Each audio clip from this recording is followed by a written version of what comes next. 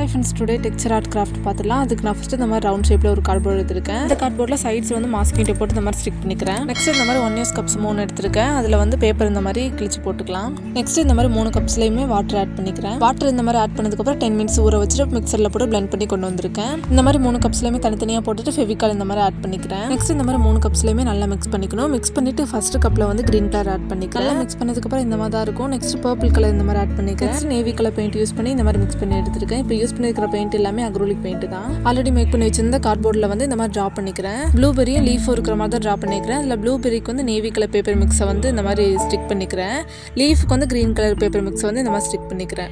சென்டரில் ஸ்டார் ஷேப்பில் இருக்கிறதுக்கு வந்து லைட் ப்ளூ பேப்பர் மிக்ஸ் கொடுத்துக்கிறேன். நெக்ஸ்ட் பேக்ரவுண்டுக்கு இந்த மாதிரி பர்பிள் கலர் பேப்பர் மிக்ஸ் கொடுத்துக்கிறேன். நெக்ஸ்ட் இன்னொரு பேப்பர் கப் எடுத்துக்கலாம். அதில் வந்து பேப்பர் மிக்ஸை போட்டுட்டு ப்ரௌன் கலர் ஆட் பண்ணியிருக்கிறேன். இந்த பேப்பர் மிக்ஸையும் இந்த மாதிரி ஆட் பண்ணிட்டு வாலில் ஸ்டிக் பண்ணிக்கிறேன். அண்ட் டெக்ஸ்சர் ஆர்ட் ரிலேட்டடான கிராஃப்ட்ஸ் எல்லாமே டெக்ஸ்சர் ஆர்ட் சீரிஸ்ன்ற பிளேலிஸ்ட் ஆட் பண்ணியிருக்கேன். தேவைன்றவங்க செக் பண்ணிக்கோங்க. இந்த கிராஃப்ட் உங்களுக்கு பிடிச்சிருந்துச்சுன்னு சேனலை சப்ஸ்கிரைப் பண்ணிக்கோங்க. தேங்க்ஸ் ஃபார் வாட்சிங்.